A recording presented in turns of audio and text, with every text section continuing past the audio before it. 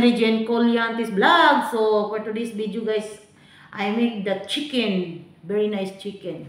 So this is my recipe guys, my new recipe. So this one, the legs, 3 pieces. So first I put here 1, 3. So you cut here, so become the masala coming here inside. So very nice, tasty. So now I put the grated garlic.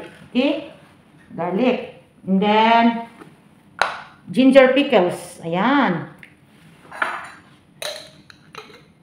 Ayan. And then tomato. Okay. And then ketchup. 1 spoon. And then black pepper. You the one to put estimating how much for small. And onion powder. Onion powder. And then chili garlic. Paprika.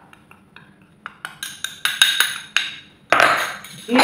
And mixing with little salt. Okay. And soy sauce. Toyo.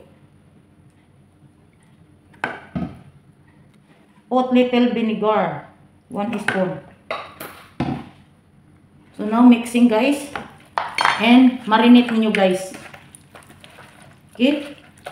I-marinate ninyo.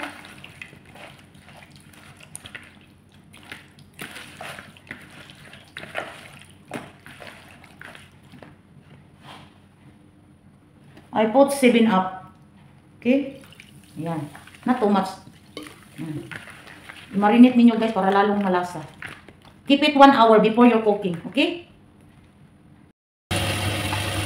Ayan guys, fry natin ang manok guys. Pa-browning muna natin ang skin. Nakamarinate na po siya guys.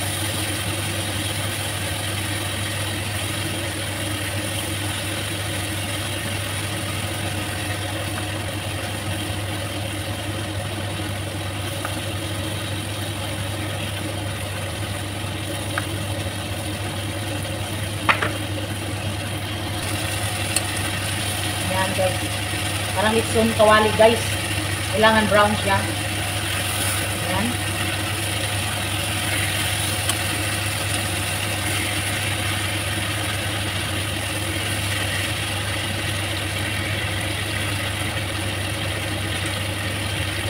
Pakpak.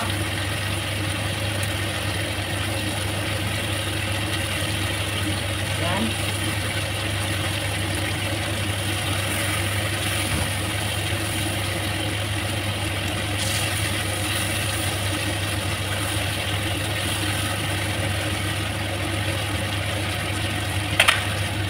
So ilagay ninyo yung sauce nito guys.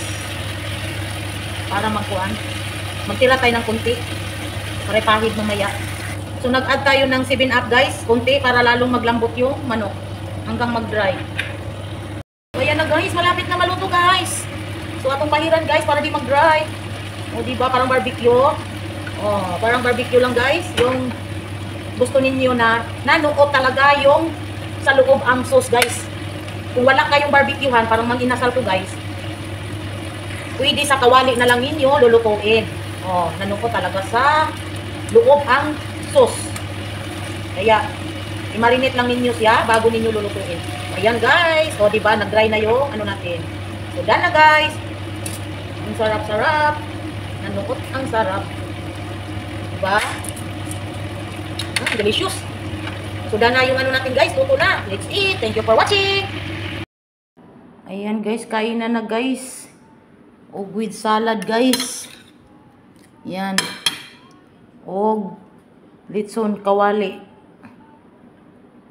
Yan. Yan ang mang-inasal na sa kawali guys.